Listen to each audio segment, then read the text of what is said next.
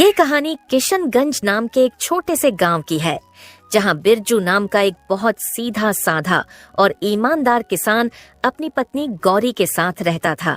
बिरजू की मालिया हालात बहुत खराब थी। वो गांव के बड़े बड़े जमींदारों के खेत में मेहनत मजदूरी करता था। बिरजू कभी किसी के खेत में काम करता था तो कभी कभी किसी के घर पर जाकर साफ सफाई का काम भी करता था, ताकि उसके घर का खर्चा अच्छे से चल सके। बिरजू इतनी मेहनत करता था, पर फिर भी उसके पास इतने पैसे नहीं बच पाते थे कि वो अपने और अपने पत्नी के लिए अच्छे से 2 वक्त की रोटी का भी इंतजाम कर सके। जैसे जैसे समय बीतता गया, उसकी मालिया हालात और खराब होती गई। इसी बीच बिरजू अपनी पत्नी से बोलता है, गौरी, मुझे माफ कर देना। मेरी वजह से तुम्हें भी इतनी सारी परेशानियों का सामना करना पड़ रहा है। नहीं जी, आप ऐसे क्यों बोल रहे हो?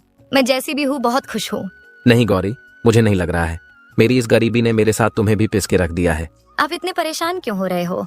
आप जितना भी कमा रहे हो, हम उसमें ही गुजर बसर कर लेंगे। और अगर आपको इतनी चिंता हो रही है तो अब से हम दोनों मिलकर और मेहनत करेंगे। आपके साथ साथ मैं भी आस पड़ोस के लोगों के यहाँ छोटा मोटा कोई काम देख लेती हूँ। नहीं गौरी, मैं तुम्हें पहले ही बहुत परेशान कर चुका हूँ, और अब तुम किसी और के यहाँ काम करो, ये मैं नहीं देख पाऊंगा। तो आप सब चिंता छोड़कर अपने काम पर ध्यान दीजिए और मेहनत करिए। बाकी सब ऊपर वाले के भरोसे छोड़ दीजिए। पर मैं भी क्या करूं? मैं कितनी भी मेहनत क्यों ना करूं, मुझे मेरे मेहनत के हिसाब से यहाँ कोई मजूरी देता ही नहीं है। अब तो पहले की तरह काम भी नहीं मिल रहा है। गौरी, मैं सोच रहा हूँ कि अब शहर जाकर काम करूं। यहाँ दिन रात मेहनत करता हूँ, लेकिन हमें सही से 2 वक्त की रोटी भी नसीब नहीं होती है। शहर में मेहनत करूंगा तो कम से कम पैसे तो ज्यादा मिलेंगे। पर आप शहर चले जाओगे तो मैं यहाँ अकेली कैसे रहूंगी? आपके बिना यहाँ मेरा कोई नहीं है। मैं समझता हूँ गौरी, पर कुछ ही समय की बात है। मुझे जैसे ही अच्छी नौकरी मिल जाएगी तो मैं वहां 1-2 साल कमाकर कुछ पैसे बचा लूंगा। फिर उन पैसों से यह गांव में कोई दुकान खोल लूंगा, ताकि तुम्हारे साथ रह सकूं। नहीं जी, मुझे ज्यादा पैसों का लालच नहीं है। अभी मैं जिस हाल में हूँ मैं उसी में खुश हूँ। मैं तुम्हारी भावनाओं को समझ रहा हूँ गौरी, लेकिन हमारी हालत देखकर मुझे कुछ ना कुछ तो करना ही होगा। ठीक है, अगर आपको यही सही लग रहा है तो जाइए, लेकिन अपना ख्याल रखना। मैं आज आपका सामान बांध देती हूँ, आप कल चले जाना।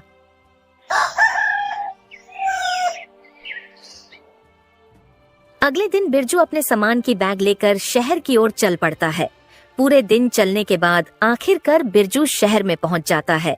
जिस शहर में बिरजू काम की तलाश में गया था, वो शहर उसके लिए बिल्कुल अनजान था। उस शहर में बिरजू का ना तो कोई मित्र था और ना ही कोई सखा संबंधी।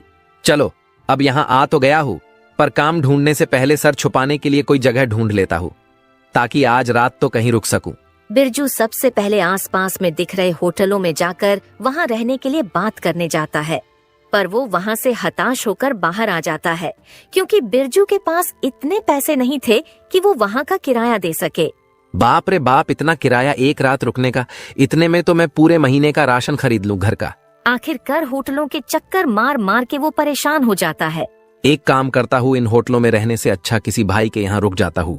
कम से कम मेरे कुछ पैसे तो बच जाएंगे।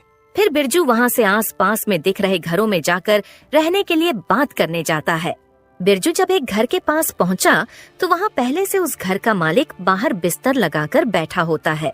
भाई, मैं बहुत दूर गांव से आया हूँ और अब शाम होने वाली है, और मुझे रात बिताने के लिए थोड़ी जगह चाहिए। अगर आप मुझे रात भर रुकने के लिए अपने घर में थोड़ी जगह दे देंगे तो बहुत मेहरबानी होगी। तुम गांव से आए हो या कहीं और से, मुझे इससे कोई फर्क नहीं पड़ता है। मैं तुम्हें जानता पहचानता नहीं हूँ, तो मैं तुम्हें अपने घर में कैसे ठहरा सकता हूँ? बहुत से लोग शहर में काम करने आते हैं, तुम कोई नए नहीं हो। जाओ और अपना ठिकाना कहीं और ढूंढो। बिरजू को उस व्यक्ति की बातें बहुत बुरी लगती है, पर वो उसे बिना कुछ कहे वहां से चला जाता है। थोड़ी देर चलते चलते वो एक दूसरे घर के पास पहुंच जाता है, जहां एक महिला बैठी होती है। बहन, मैं बहुत दूर से आया हूँ काम की तलाश में, पर अब कुछ ही देर में रात हो जाएगी, तो आज रात को रुकने के लिए जगह तलाश कर रहा हूँ। क्या मैं आपके यहाँ आज रात रुक सकता हूँ क्या? भाई, मैं आपकी मजबूरी समझ सकती हूँ, पर मेरे घर में केवल मैं और मेरी बेटी रहती है, तो मैं ऐसे ही किसी पराये मर्द को अपने घर में नहीं रुका सकती हूँ। मुझे माफ कर दीजिए। अरे कोई बात नहीं है बहन, आपकी मदद के लिए धन्यवाद। बिरजू वहाँ से भी निराश होकर अपने लिए दूसरे घर की तलाश में निकल जाता है। बिरजू कई घरों में जाता है, लेकिन हर कोई उसे अपने घर में ठहराने से मना कर देता है। ये सब देखकर बिरजू बहुत ही निराश हो जाता है। फिर सोचने लगता है, इस शहर में कोई भी मुझे अपने घर में ठहराने के लिए तैयार ही नहीं है। अब मैं रात में कहाँ जाऊं? मेरी तो कुछ समझ में ही नहीं आ रहा। जब इस शहर में मुझे रुकने के लिए कोई घर ही नहीं मिल रहा, तो मुझे इस शहर में काम कैसे मिलेगा? बिरजू ये सब सोच ही रहा था, तभी उसकी नजर पास वाली एक झोपड़ी पर पड़ती है। बिरजू फौरन उस घर के पास चला जाता है। बिरजू जब उस घर के पास पहुंचा तो उसने देखा अंदर एक बूढ़ी अम्मा बैठी है। बिरजू उन्हें आवाज लगाता है, अम्मा, क्या मैं आपसे 2 मिनट बात कर सकता हूँ? बिरजू की आवाज सुनकर बूढ़ी अम्मा बाहर आ जाती है। अम्मा, मैं इस शहर में काम की तलाश में आया हूँ, पर कोई भी मुझे अपने घर में ठहराने के लिए तैयार ही नहीं है। बस अब आपसे ही उम्मीद है, कृपा करके आप मुझे अपने घर में रात भर रुकने की जगह दे दीजिए। बेटा, तुमने मुझे माँ कहा है, और एक माँ अपने बेटे को घर के बाहर कैसे छोड़ सकती है? चलो आओ, अंदर आ जाओ। बिरजू उस बूढ़ी अम्मा के साथ घर के अंदर चला जाता है। फिर वह अम्मा बिरजू से कहती है, बेटा, तुम इसे अपना ही घर समझो। तुम जब तक चाहो तब तक यहाँ रह सकते हो। अम्मा, इस घर में आप अकेले रहते हो क्या? आपके परिवार के बाकी लोग आपके साथ नहीं रहते हैं क्या? बेटा, मेरे परिवार में कोई नहीं है। मेरे पति तो कई साल पहले ही मुझे छोड़ के जा चुके हैं, और एक लड़का था, वो भी विदेश में जाकर रहता है। इस घर में मैं अकेली रहती हूँ। माँ, अब आप चिंता मत कीजिए, मैं हूं ना आपके साथ। अब आप इस घर में अकेली नहीं हैं। अब से आप मुझे अपना बेटा ही समझिए। बेटा, तू बहुत अच्छा इंसान है, देखने में भी बहुत भला लगता है। इस शहर में बहुत होशियारी से रहना, क्योंकि यहाँ बहुत ठग रहते हैं। वे नए आदमी को देखकर उसे ठग लेते हैं। ठीक है अम्मा, मैं ध्यान रखूंगा, आप परेशान मत होइए। बेटा, वैसे तुमने कोई काम देखा है या देखना बाकी है? अम्मा, मैं कल शहर में नौकरी ढूंढने जाऊंगा, और हो सकेगा तो आपके घर के आसपास में ही किराए पर घर ले लूंगा, ताकि आपके आसपास रहकर आपकी देखभाल कर सकूं। नहीं बेटा, तुम्हें किराए पर दूसरा घर लेने की जरूरत नहीं है। तुम जब तक चाहो मेरे इस घर में रह सकते हो, क्योंकि तुम रहोगे तो कम से कम मुझे ऐसा लगेगा मेरा बेटा मेरे पास है। हाँ अम्मा, ये तो बहुत अच्छा रहेगा, पर मैं एक शर्त पर आपके घर पर रुकूंगा कि मैं जो किराया किसी और को देने वाला था वो मैं आपको दूंगा। ठीक है बेटा, चलेगा। फिर क्या था, बिरजू अम्मा के साथ उनके घर पर रुक जाता है, और आज की रात वो उनके यहाँ खाना वगैरह खाकर सो जाता है।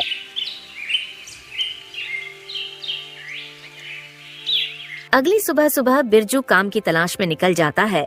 जल्दी ही उसे एक सेठ के गोदाम पर काम मिल जाता है। बिरजू कभी भी सेठ के किसी भी काम से इनकार नहीं करता था, और वो हर काम को लगन और ईमानदारी से करता था। बिरजू के काम के प्रति मेहनत और लगन को देखकर सेठ बिरजू से बहुत खुश रहते थे। बिरजू को इतनी मेहनत करते देख सेठ बिरजू की पगार भी बढ़ा देते हैं।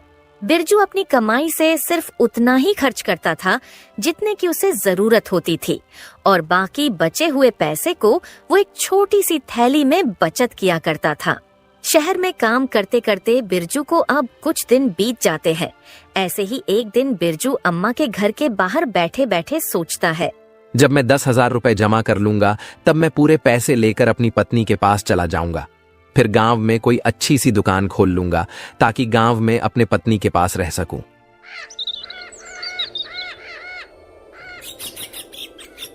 ऐसे ही देखते देखते 2 साल बीत जाते हैं। बिरजू बहुत मेहनत करता है और थोड़ा थोड़ा करते करते 10,000 रुपए जमा कर लेता है। एक गरीब आदमी के लिए 10,000 रुपए बहुत बड़ी कीमत होती है, इसलिए बिरजू अम्मा से कहता है, अम्मा, अब मेरे पास पूरे 10,000 रुपए हो गए हैं। अब मुझे चिंता हो रही है, और अब किसी कारण ये रुपए कहीं खो गए या फिर किसी ने छीन लिए तो बड़ा ही अनर्थ हो जाएगा। इसलिए इतने बड़े रकम को अपने साथ लिए घूमना तो बेवकूफी होगी, और इस घर में पैसे छुपा कर रखना भी सही नहीं है। क्या पता मुझे कोई पैसे छुपाते देख ले और बाद में पैसे चुरा कर ले जाए, तो फिर मुझे तो खाली हाथ ही घर लौटना पड़ेगा। आजकल किसी पर भी भरोसा नहीं किया जा सकता है। बहुत ही बदमाश और बुरे लोग रहते हैं इस शहर में, इसलिए अब मुझे अपने घर चले जाना चाहिए। बेटा, तू सही कह रहा है, लेकिन बेटा तू इतनी जल्दी अपने गांव क्यों जा रहा है? थोड़े दिन और रुक जा। अम्मा, रुकना तो मैं भी चाहता हूँ, लेकिन मैं इन पैसों की वजह से जा रहा हूँ। बेटा, तू एक काम कर, तू इस शहर के मशहूर जमींदार गिरिधर लाल के पास चले जा और अपने पैसे तू उनके पास रख दे, और जब तुझे घर जाना होगा तब तू अपने पैसे गिरिधर लाल से वापस ले लेना। लेकिन अम्मा, मैं उस जमींदार के पास अपने पैसे कैसे रख सकता हूँ? क्या पता कल के समय पर वो पैसे देने से मना कर दे तो?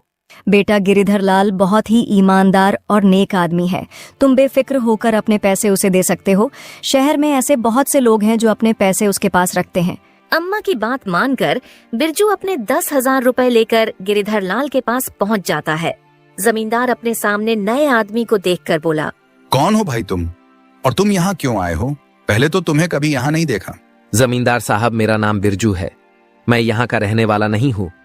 मैं तो गांव से यहाँ कमाने आया हूँ। मैंने कई साल तक मेहनत करके अपने पास 10,000 रुपए जमा किए हैं, और आप तो जानते हो शहर का माहौल ठीक नहीं है, इसलिए मैं अपने पूरे पैसे आपके पास एक अमानत की तौर पर रखने आया हूँ।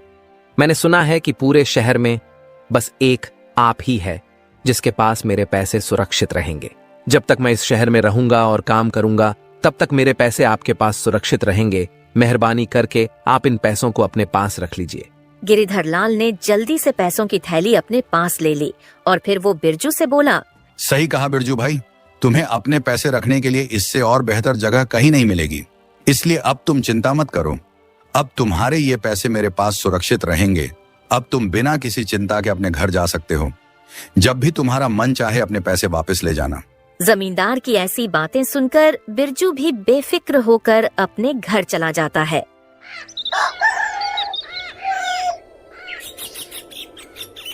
फिर कुछ समय और बीत जाता है। देखते देखते और 1 साल निकल जाता है। बिरजू अपने काम में मग्न रहता है। ऐसे ही एक दिन बिरजू जब पलंग पर बैठा हुआ था, तभी उसे उसकी पत्नी गौरी की बहुत याद आने लगती है। अब बहुत समय हो गया है। देखते देखते 3 साल गुजर गए। अब तो मुझे गौरी के पास जाना ही होगा। अब जब बिरजू अपनी पत्नी के पास जाने का निश्चय करता है, तो वो सबसे पहले अम्मा को सारी बात बताने चला जाता है। अम्मा, अब बहुत समय बीत गया है। अब मैं सोच रहा हूँ गौरी के पास चला जाऊं। मैं तो उसे कहकर आया था 1-2 साल में आ जाऊंगा, पर अब मुझे यहाँ कमाते कमाते 3 साल हो गए हैं। ठीक है बेटा, जैसा तुमको सही लगे। फिर क्या था, बिरजू अपने घर जाने की तैयारी करके जमींदार के पास अपने पैसे लेने चला जाता है। जमींदार साहब, मैं अब अपने गांव जा रहा हूँ, इसलिए मैं आपके पास अपने पैसे लेने आया हूँ। कृपा करके आप मेरे पैसे मुझे लौटा दीजिए। जमींदार बिरजू को गौर से देखकर बोला, तुम किस पैसे की बात कर रहे हो भाई? तुमने कब मुझे पैसे दिए थे? जमींदार की ये बात सुनकर बिरजू के होश उड़ जाते हैं। साहब, मैंने कुछ समय पहले ही तो आपके पास 10,000 रुपए अमानत की तौर पर रखे थे। 10,000 रुपए? अरे इतनी बड़ी रकम है जो तुम्हारे 7 पीढ़ियों ने भी देखी नहीं होगी। वैसे तुम्हारे पास कहाँ से इतने पैसे आ गए? और तुम्हारे पास क्या सबूत है कि तुमने मुझे 10,000 रुपए दिए थे? साहब, मेरे पास कोई सबूत तो नहीं है, पर लोग कहते हैं कि आप बहुत ईमानदार हो, इसलिए मैंने पैसे देते वक्त आपसे कोई प्रमाण नहीं लिया था। बिरजू जमींदार को अपने 10,000 रुपए की याद दिलाने की बहुत कोशिश करता है, लेकिन जमींदार बिरजू की एक बात नहीं सुनता है। जमींदार अपने नौकरों को बुलाता है और फिर अपने नौकरों से कहता है, ये कोई बहरूपियां है और झूठ बोलकर मुझे बदनाम करना चाहता है। इसे मेरे घर से धक्के मारकर बाहर निकाल दो, और याद रहे ये दोबारा मेरे घर में न घुसाए। आखिरकार जमींदार के नौकर बिरजू को उसके घर के बाहर निकाल देते हैं। जमींदार के घर के बाहर आने के बाद बिरजू सोचता है, अब मैं क्या करूंगा? जमींदार ने तो मेरे मेहनत की कमाई हड़प ली है और मेरे पास उनके खिलाफ कोई प्रमाण भी नहीं है। अब मैं क्या करूं? कमजोर और लाचार बिरजू रोते हुए बूढ़ी अम्मा के घर की ओर चल पड़ा। बूढ़ी अम्मा के घर की तरफ जाते हुए बिरजू फिर से वही बात दोहराने लगा। हे भगवान, सालों की मेहनत, मेरी जमा पूंजी सब लुट गया। क्या सोचा था और क्या हो गया? उस बदमाश जमींदार ने मुझे कहीं का नहीं छोड़ा। हे भगवान, अब मैं क्या करूं? बिरजू दुखी मन से बूढ़ी अम्मा के घर लौट आता है। बिरजू को रोता हुआ देख बूढ़ी अम्मा बिरजू से पूछती हैं, क्या हुआ बिरजू बेटा, तू रो क्यों रहा है? तू तो गिरिधर लाल जमींदार के पास अपने पैसे वापस लेने गया था ना? हाँ अम्मा, मैं बर्बाद हो गया। मेरी जमा पूंजी सब लुट गई। जमींदार गिरिधर लाल ने मेरे पैसे वापस देने से इनकार कर दिया। पैसे मांगने पर उसने कहा, मैंने तुझे पहले कभी नहीं देखा है। तू मुझे पैसे देकर कब गया था? तू पक्का कोई बहरूपियां है जो झूठा आरोप लगाकर मुझे बदनाम करना चाहता है। और ऊपर से उसने अपने नौकरों को बुलवाकर मुझे धक्के मारकर घर से बाहर निकलवा दिया। बिरजू की सारी बातें सुनकर बूढ़ी अम्मा मायूस हो जाती हैं। बिरजू बेटा, मुझे माफ कर देना, ये सब मेरी वजह से हुआ है। मैंने ही तुझे तेरे बचत के पैसे जमींदार गिरिधर लाल के पास रखने को कहा था। मुझे पता नहीं था गिरिधर लाल इतना बड़ा बेईमान और धोखेबाज स्वभाव का है। लोग तो उसके ईमानदारी के गुण गाया करते थे। अम्मा, आप अपने आप को दोष मत दो, इसमें आपकी कोई गलती नहीं है। आपने तो मेरे अच्छे के लिए ही कहा था, मगर होना तो वही था जो भगवान को मंजूर था। लेकिन बेटा, अब तू क्या करेगा? उस बेईमान जमींदार से अपने पैसे वापस कैसे लेगा? अम्मा, अब मैं कुछ नहीं कर पाऊंगा। अब मुझे खाली हाथ ही अपने घर लौटना होगा। बूढ़ी अम्मा और बिरजू आपस में बात कर ही रहे होते हैं, तभी वहाँ अम्मा के बगल में रहने वाली लक्ष्मी नाम की औरत आती है। वो दोनों को उदास देखकर पूछती है, क्या बात है बिरजू भाई, आज आप और अम्मा दोनों इतने उदास क्यों दिखाई दे रहे हो? अब आपको क्या बताओ लक्ष्मी बहन, मेरे साथ बहुत बड़ा धोखा हुआ है। मैंने कई साल दिन रात मेहनत करके 10,000 रुपए जमा किए थे। पैसे जमा करने के लिए मैंने ना कभी पेट भर खाना खाया और ना कभी पूरी नींद ली। फिर बिरजू ने लक्ष्मी को सारी बात बताई कि किस तरह जमींदार ने बिरजू को धोखा देकर उसके सारे पैसे ठग लिए। बेटी, लोग कहते हैं कि जमींदार गिरिधर लाल बहुत ही नेक और ईमानदार आदमी है।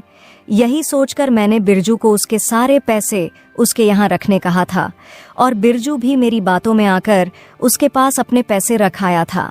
अम्मा, आप दोनों परेशान मत होइए, मेरे पास एक तरकीब है।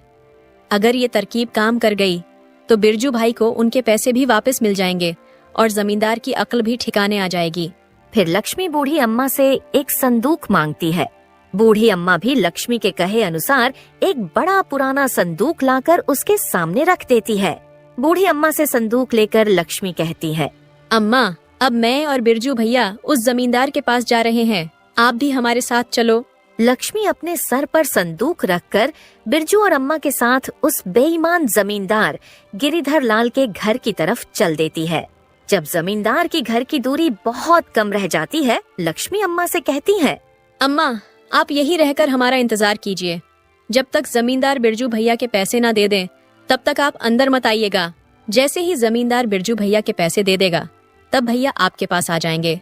फिर थोड़ी देर में आप अंदर आ जाना और मुझे कहना, बहू, मेरा बेटा व्यापार करके घर आ गया है और वो तुम्हें बुला रहा है, जल्दी चलो। ठीक है बेटी, मैं ऐसा ही करूंगी। फिर लक्ष्मी और बिरजू दोनों जमींदार के घर के बाहर पहुंचकर रुक जाते हैं और लक्ष्मी बिरजू से कहती है, भैया, पहले मैं अंदर जाती हूँ, आप कुछ समय के बाद अंदर आ जाना। उसके बाद लक्ष्मी जमींदार के घर के अंदर पहुंच जाती है। जमींदार लक्ष्मी के पास इतने बड़े संदूक को देखकर सोचता है, इस औरत के पास संदूक तो काफी बड़ा लग रहा है। अगर ये मुझे मिल जाए तो मेरी तो चांदी चांदी हो जाएगी। बहन, आप यहाँ किस काम से आई हो और तुम्हारे पास इतना बड़ा संदूक है, उसमें क्या है? मैं चंदन व्यापारी की पत्नी हूँ। मेरे पति दूर दराज के देश में व्यापार करने गए हैं।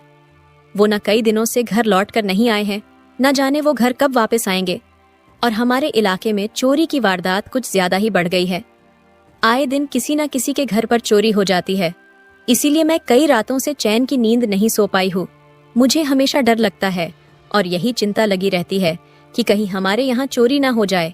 इसलिए मैं ये संदूक आपके पास लाई हूँ। इस संदूक में हमारे जीवन भर की कमाई, रुपए, हीरे जवाहरात और सोने चांदी है। मैं चाहती हूँ कि आप इसे अपने पास संभाल कर अच्छे से रखिए। जब मेरे पति व्यापार करके घर वापस आएंगे, तब मैं ये संदूक आपके पास से ले जाऊंगी। लक्ष्मी की बात सुनकर लालची गिरिधर लाल सोचने लगा। संदूक को देखकर तो लगता है इस संदूक में कम से कम 7-8 लाख रुपए का सामान तो होगा। मैंने सुना है कि चंदन व्यापारी बहुत ही अमीर आदमी है। फिर जमींदार लक्ष्मी से बोला, बहन, तुमने बहुत अच्छा किया जो अपना धन मेरे पास ले आई हो। तुम्हारा धन मैं अपने पास बहुत ही संभाल कर रखूंगा। तुम विश्वास करो, तुम्हारी दौलत मेरे पास बिल्कुल सुरक्षित रहेगी। जब कभी तुम अपना धन लेने मेरे पास आओगी, मैं तुम्हें तुम्हारा 1-1 रुपया सही सलामत वापस कर दूंगा। पर भाई, मैं आपका कैसे विश्वास करूं कि मुझे मेरी दौलत सही सलामत वापस मिल जाएगी? बहन, पूरे शहर में मेरी ईमानदारी की चर्चा है। पूरे शहर में ऐसा कोई भी नहीं है जो मुझे बुरा या बेईमान बता सके। जमींदार और लक्ष्मी आपस में बात कर ही रहे होते हैं, तभी वहाँ बिरजू आ जाता है। बिरजू को देखकर जमींदार बहुत ज्यादा खुश हो जाता है और फिर जमींदार सोचने लगता है, ये आदमी बहुत सही समय पर आया है। अपनी ईमानदारी दिखाना का ये बहुत ही बढ़िया मौका है। मैं इस आदमी को इसके 10,000 रुपए लौटा दूंगा और इस औरत से इसका संदूक ले लूंगा। इस औरत की इतनी बड़ी दौलत लेने के लिए मुझे 10,000 रुपए की कुर्बानी देनी ही होगी। मेरी बहन, मैं तुम्हें विश्वास दिलवाता हूं, इस पूरे शहर में तुम्हें मेरे घर के अलावा ऐसी दूसरी कोई और सुरक्षित जगह नहीं मिलेगी जहां तुम अपना ये धन रख सको। तुम बिल्कुल भी मत घबराओ, तुम्हारी ये अमानत मेरे पास बिल्कुल सुरक्षित रहेगी। अरे मेरे घर में तुम्हारे इस दौलत को कोई छू भी नहीं सकता है। चोरी करने की बात तो छोड़ ही दो, क्योंकि कोई भी चोर मेरे घर में घुसने से पहले 100 बार सोचेगा। ये कहते कहते जमींदार ने ऐसा ढोंग किया जैसे बिरजू पर उसकी नजर अभी पड़ी हो। फिर वो बहुत खुश होकर बोला, अभी तुम ये देखो, इस आदमी ने अपनी पूरी जमा पूंजी मेरे पास रखी थी। सुबह ही ये अपनी जमा पूंजी मेरे पास लेने आया था, पर उस समय मुझे याद नहीं आया तो मैंने इसे चोर समझकर भगा दिया था।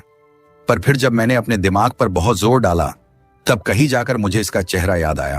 भाई, तुमने बहुत सही किया जो तुम अपने रुपए वापस लेने चले आए, वरना मैं अभी अपने नौकर को तुम्हें बुलाने भेजने ही वाला था। इस आदमी को तो मैं बहुत अच्छे तरह से जानती हूँ। ये बहुत दूर से इस शहर में काम करने आया है। ये बेचारा बहुत मेहनत से काम करता है। इसने शायद हमारे यहाँ भी काम किया है। इसने बहुत मेहनत करके ये पैसे कमाए हैं। क्या तुम इस आदमी को जानती हो? फिर तो किसी बात की चिंता करने की जरूरत ही नहीं है। मैं अभी इस गरीब के पैसे इसे दे देता हूँ। फिर क्या था, जमींदार बिरजू के पैसे लाने अपने तिजोरी वाले घर में चले जाता है और लक्ष्मी और बिरजू वहाँ रुककर उसका इंतजार करने लगते हैं। फिर कुछ समय में जमींदार बिरजू के 10,000 रुपए लाकर बिरजू को दे देता है। बिरजू तुरंत अपने पैसे लेकर जमींदार के घर से चलता बनता है। बिरजू को उसके पैसे लौटाने के बाद जमींदार लक्ष्मी से बोला, देखो बहन, मैंने इस गरीब आदमी के पैसे जैसे के तैसे सही सलामत इसे वापस कर दिए। अब तो तुम्हें मेरी ईमानदारी पर विश्वास हो गया होगा कि लोगों की दौलत मेरे पास एकदम सुरक्षित रहती है। जी बिल्कुल भाई साहब, मुझे आप पर पूरा विश्वास हो गया है कि आप बहुत ही नेक और ईमानदार आदमी हो। तो लाओ, मुझे अपना ये संदूक दे दो और बेफिक्र होकर अपने घर चले जाओ। जमींदार लक्ष्मी से संदूक मांग ही रहा होता है कि उतने में बूढ़ी अम्मा जमींदार के घर में आ जाती है और लक्ष्मी से कहती है, बहू जल्दी घर चलो, मेरा बेटा व्यापार करके घर लौट आया है और वो तुम्हें बुला रहा है। ये तो बहुत अच्छी बात है जो वो घर लौट आए। अब हमें कोई भी चिंता करने की जरूरत नहीं है। भाई साहब, अब आपको भी परेशानी उठाने की जरूरत नहीं है। मेरे पति अपने धन को खुद सुरक्षित रख लेंगे। फिर क्या था, लक्ष्मी ने संदूक उठाया और जमींदार के घर से चली गई और ये सब देखकर जमींदार को गुस्से से आग बबूला हो गया। गुस्से के मारे उसका बहुत बुरा हाल था। जमींदार मन ही मन बहुत दुखी हो रहा था और खुद को बुरा भला कह रहा था। वाह गिरिधर लाल, वाह, हाथ में आई दौलत लौटकर वापस चली गई। इस कमबख्त चंदन व्यापारी को अभी ही आना था, थोड़ी देर बाद नहीं आ सकता था। थोड़ी देर बाद आता तो उसका क्या बिगड़ जाता? नहीं, पर उस कमबख्त को अभी ही आना था। अगर वो थोड़ी देर बाद आता, वो धन से भरा संदूक मेरा हो जाता। अगर वो संदूक मेरे हाथ लग जाता तो पैसों से मेरी पूरी तिजोरी भर जाती। अब क्या करूं अपनी फूटी किस्मत का? पैसों से भरा संदूक भी नहीं मिला और 10,000 रुपए भी हाथ से चले गए। इधर जमींदार अपने किस्मत को कोस रहा होता है और उधर बूढ़ी अम्मा के घर पर लक्ष्मी बिरजू से कहती है, बिरजू भाई, इंसान को कभी निराश नहीं होना चाहिए। हमेशा ये बात याद रखनी चाहिए कि दुनिया में ऐसा कोई बेईमान और चालाक आदमी नहीं है जिसकी बेईमानी हमेशा सफल हो जाए। भाई, अब आप अपने घर जाइए और अपने परिवार के साथ एक सुखी जीवन बिताइए। बहुत भटक चुके इस अनजान इलाके में। फिर क्या था, लक्ष्मी बिरजू की बहुत बड़ी मदद करके अपने घर के लिए निकल जाती है। लक्ष्मी के जाने के बाद बिरजू भी बूढ़ी अम्मा से अपने घर जाने के लिए इजाजत मांगने लगता है। अम्मा, अब मुझे भी यहाँ से जाने की आज्ञा दो। आपका बहुत बहुत धन्यवाद जो इतने बड़े अनजान शहर में मुझ जैसे अनजान की मदद की और रहने के लिए छत दी। अम्मा, मैं आपका ये एहसान अपनी जिंदगी भर नहीं भूलूंगा। अरे इसमें एहसान की क्या बात है बेटा, तू भी तो मेरे बेटे जैसा है, तो मैंने तो बस एक माँ होने का फर्ज निभाया है। अब तुम अपने घर जाओ और हमेशा खुश रहो। मेरा आशीर्वाद हमेशा तुम्हारे साथ है। फिर क्या था, बिरजू अम्मा से उनका आशीर्वाद लेकर और उनको अलविदा कहकर अपने गांव के लिए निकल जाता है। बिरजू ने अपने बचत किए हुए पैसों से एक छोटी सी किराने की दुकान खोल ली थी, जिस कारण अब उसे किसी के यहाँ मजदूरी भी नहीं करनी पड़ती थी और वो अच्छा खासा कमा भी रहा था और सबसे बड़ी बात, वो अपनी पत्नी के साथ साथ रह रहा था। दोस्तों, इस कहानी से हमें यह सीख मिलती है कि हमें कभी हार नहीं माननी चाहिए।